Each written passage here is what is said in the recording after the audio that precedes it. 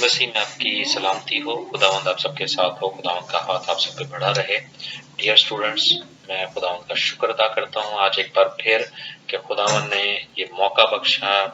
کہ ہم سب مل کر ایک چھوٹے سے گیپ کے بعد دوبارہ ہم یہاں پر آج اکٹھے ہیں کہ خداوند کے کلام کو ہم سیکھ سکیں اور خداوند کے کلام کو ہم جان سکیں۔ ہم اپنی کلاس کا جو ہے آغاز باقاعدہ طور سے کر چکے ہوئے ہیں اور آج ہم خداوند کے کلام میں سے دیکھیں گے خروج کی کتاب، جس کے آلریڈی آپ کو 2 لیکچر دیے جا چکے ہوئے ہیں، اور آج کا جو لیکچر ہوگا یہ ہے کتاب کا خلاصہ ہے، جس میں ہم نے ساری جو خروج کی کتاب ہے اس کے بارے میں ہم نے سیکھنا ہے تاکہ ہم اپنے ان سارے لیکچرز کو بہتر طریقے سے سمجھ سکیں۔ God bless you. تو ڈیئر اسٹوڈنٹس، ہم یہاں پر آج دیکھتے ہیں خروج کی کتاب کا جو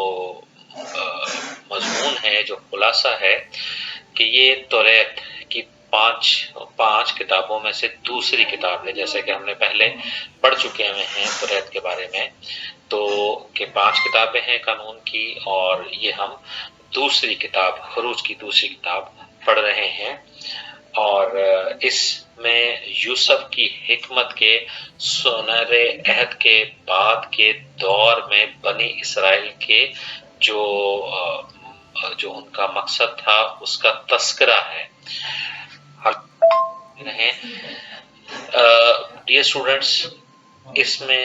وہ 2 مقامات بھی پائے جاتے ہیں جو اسرائیل کی تاریخ کا نقطہ ہے،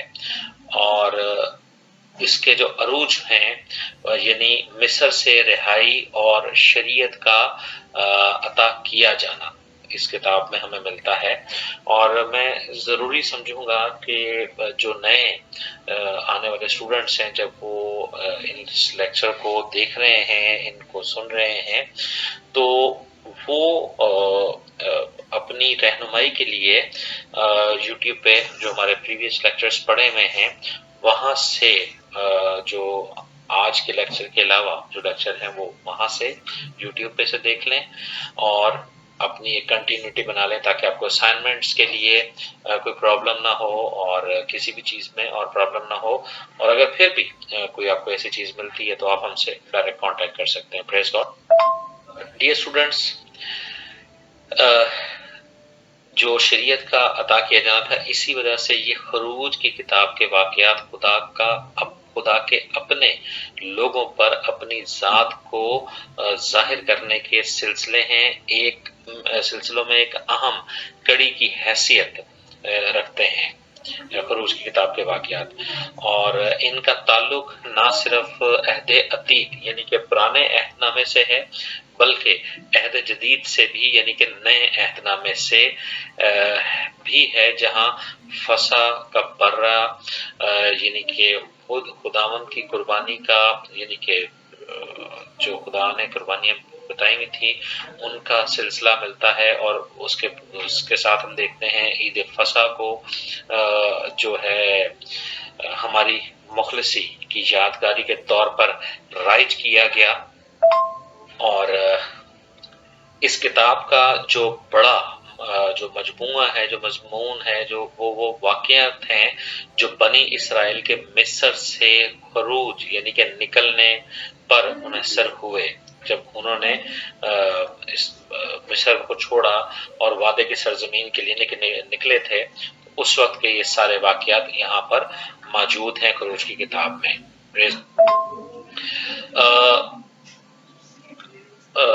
اور جو خروج کے بعد جو واقعات خروج یعنی کہ نکلنے کے بعد رونما ہوئے تھے، واقعات کو سن اور سال کی عام اصطلاحات میں یہی ترتیب دیا گیا ہے جو کہ عبرانی تاریخ میں جو نقطہ نظر کے مطابق ہے، جس میں تاریخ کے سارے سن ہیں اور سال ہیں، ان کا سلسلہ بہت زیادہ تو وہاں پہ ڈیٹیلنگ کے ساتھ نہیں ملتا، مگر واقعات ضرور ملتے ہیں، اور ان واقعات کی کڑیوں کا نام ضرور ہے۔ کڑیوں کا مطلب یعنی کہ جہاں جہاں پر واقعات ہوتے رہے ان جگہوں کے نام ہیں، وہ کہ تاریخ نہیں لکھی گئی ہوئی، ڈیٹس، تاریخ سے مراد ڈیٹس نہیں وہاں پہ لکھی گئی ہوئی ہیں، مگر آپ کو سارے، جب آپ خروج کی کتاب کو پڑھیں گے تو آپ کو وہاں پر تمام وہ چیزیں ملیں گی، ان جگہوں کے نام ملیں گے، ان لوگوں کے نام ملیں گے، پھر ان واقعات کی جو ڈیٹیل ہے وہ چیزیں ملیں گی۔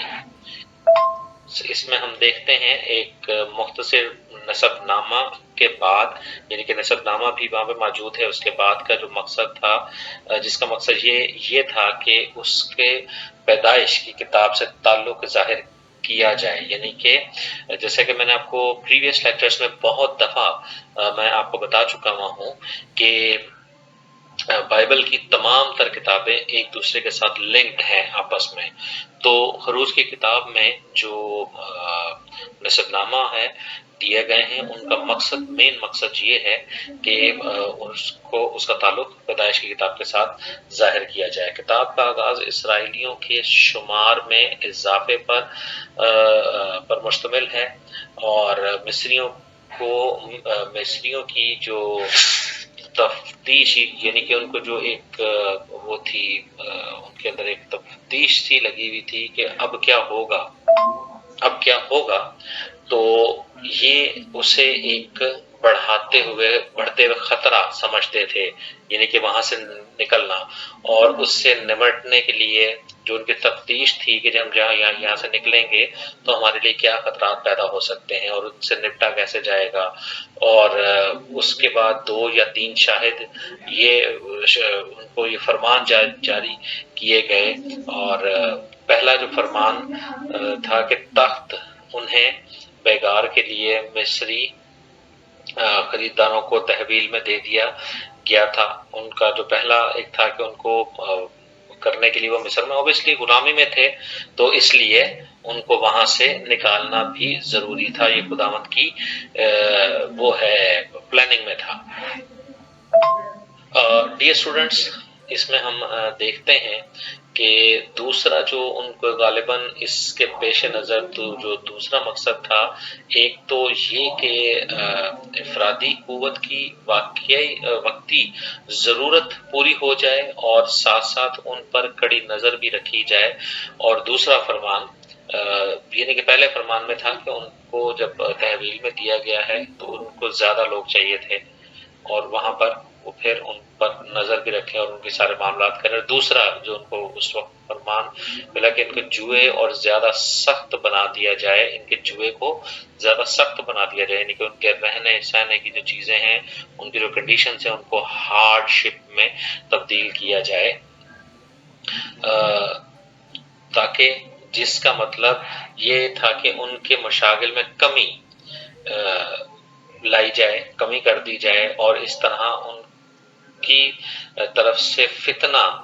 جو نا وہ فتنہ کم پیدا ہوگا، جو کم سے کم ہوگا، کیونکہ جب ایک شخص کو آپ اس میں اپنے قید میں رکھا ہوا ہوتا ہے تو ان کی جو مشقتیں ہیں بڑھا دیں گے، تو پھر ان کو کسی اور چیز کو سوچنے کا ٹائم نہیں ملے گا، وہ اپنے ٹاسک ہی پورے کرتے رہیں گے کسی نہ کسی طریقے سے، اور پھر اس طرح سے ان کی جو باقی ایکٹیویٹیز ہیں وہ کم ہو جائیں گی۔ تو یہ بھی جس وقت وہ غلامی میں تھے تو یہ 2 چیزیں ان پر لاگو کی گئیں۔ اس کے ساتھ ساتھ ہم دیکھتے ہیں، اور اسی طرح سے ان کی طرف سے فتنہ نہ بڑھے، اور تیسرا فرمان کا مقصد یہ تھا، جیسے میں نے شروع میں بتایا کہ ان کے 2-3 ان کے لیے اناؤنسمنٹس کی گئی کہ ان کو رکھنا کس طریقے سے اور رکھا کیسے جائے۔ تو تیسرا فرمان کا مقصد یہ تھا کہ ان کی آبادی میں اضافے کی روک تھام کرنا تھا، جس کے ذریعے تمام نرینہ مولود کو قتل کر دیا جاتا تھا، جو بچے پیدا ہوتے تھے ان کو مار دیا جاتا تھا، تاکہ صرف بڑے ہی بڑے رہیں اور وہ اپنے کام میں لگے رہیں۔ ان کی تعداد انہوں نے کاؤنٹ کر کے رکھی ہوئی تھی، کیونکہ ظاہر بات ہے بچے ہوں گے، بچوں کی 100 پرابلمز ہوتی ہیں، تو وہ پھر ان کو اسی لیے چھوٹے بچوں کو وہ قتل کروا دیا کرتے تھے تاکہ ان کی آبادی زیادہ نہ بڑھ سکے۔ اس سلسلے میں لڑکوں کی بجائے لڑکیوں کا انتخاب اس لیے کیا گیا کہ لڑکیوں کو انہوں نے چھوڑ دیا اور لڑکوں کو انتخاب اس لیے کیا تھا کہ وہ مستقبل میں بغاوت کے مترادف نہ ہو سکیں، کہ لڑکے ہوں گے تو وہ بغاوت کر سکیں گے اور لڑکیاں ہوں گی تو وہ بغاوت نہیں کریں گی۔ اس لیے انہوں نے لڑکیوں کو رکھا اور پھر لڑکوں کو قتل کرواتے چلے۔ اسی طرح سے ڈیئر اسٹوڈنٹس، یہ آخری فرمان موسیٰ کی پیدائش پر کیا گیا اور اس کی جو پیدائش کی اور پرورش کا جو پس منظر ہے وہ مہیا کرتا ہے کہ جو مصر کے شاہی دربار میں یہودی تاریخ کی دوسری قداور اور عظیم شخصیت تھی موسیٰ۔ تو جب موسیٰ پیدا ہوا تو اس وقت بھی اسی فرمان کو جاری کیا ہوا تھا کہ لوگوں کو قتل کر دیا، بچوں کو قتل کر دیا جائے تاکہ بچے جو ہیں وہ نہ افزائش نہ ہو سکے۔ اور اس کے بعد یہ ہے کہ جو موسیٰ ہے پھر موسیٰ کو بہت کیئرفلی رکھا گیا ان کے ماں باپ نے، اور پھر ہم جانتے ہیں کہ جب موسیٰ بڑا ہونے لگا تو اس وقت پھر موسیٰ کو پانی میں بہا دیا گیا تاکہ وہ سیف رہ سکے، اور یہ بھی خداوند کے منصوبوں میں سے ایک منصوبہ تھا۔ ڈیئر اسٹوڈنٹس، ہم دیکھتے ہیں کہ بالکل آخری میں جیسے کہ میں نے آپ کو پہلے بتا چکا ہوں کہ ان کے جو مصنف ہیں وہ موسیٰ نبی ہیں، اور اب جو ہم دیکھتے ہیں کہ خروج کی جو کتاب کا جو متن غیر معمولی طور پر جو اس کا جو متن ہے وہ پاکیزگی کی طرف ہے، پاکیزہ ہے۔ کبھی کبھی بعض حروف جو اس کتاب میں دیے گئے ہیں وہ اس طرح سے سخت ہیں، یعنی کہ وہ پاکیزگی اور جو بہت سی باتیں ہیں ان کو وہ اس طرح سے ظاہر نہیں کرتے، مگر اوور آل جو خروج کی کتاب کے جو لفظ ہیں وہ پاکیزگی کی طرف اشارہ کرتے ہیں۔ بعض لوگوں کے نزدیک ہندسوں کی بڑی تعداد مقدار الجھن کا سبب بن جاتی ہے۔ جب ہم اس کتاب کو پڑھتے ہیں اس میں بہت سی تاریخی چیزیں ایسی ہیں کہ جب آپ اس کتاب کو پڑھیں گے تو وہ شاید الجھن کا سبب اس لیے بنتے ہیں کہ انسان سم ٹائم سوچتا ہے کہ مجھے یاد رکھنا پڑے گا، مجھے ان کو میں کیسے یاد رکھ پاؤں گا۔ تو آپ نے اس کو صرف جب بھی اس کتاب کو پڑھنا ہے آپ نے خدا کے پاک روح سے پہلے دعا کرنی ہے، دین آپ نے اس بک کو پڑھنا شروع کرنا ہے، تو پھر آپ کو جو ہے نا وہ کوئی پرابلم نہیں آئے گی۔ خاص طور پر ہندسوں کو یاد کرتے ہوئے کوئی غلطی سرزد نہیں ہو سکتی، تو پھر آپ ان ساری چیزوں کو بہتر طور سے انڈرسٹینڈ کر سکیں گے بک کو پڑھنے کے لیے۔ جہاں کہیں بھی لوگوں کی بڑی تعداد کے ملوث ہونے یا ان کی ضرورت کے مہیا کرنے کا سوال آیا ہے تو یہ بات نہ تھے، بلکہ وہ صرف ایک مصری قوم تھے۔ ان کے طرز زندگی نے ہی انہیں اپنی بقا کی حفاظت کروائی، اور ان میں عمدہ صلاحیتوں تھیں جن سے وہ عمدہ صلاحیتوں سے وہ بارآمد کا چہرے کا نور ہمیشہ آپ پر جلوہ کر رہے، آپ برکت پر برکت پائیں، اور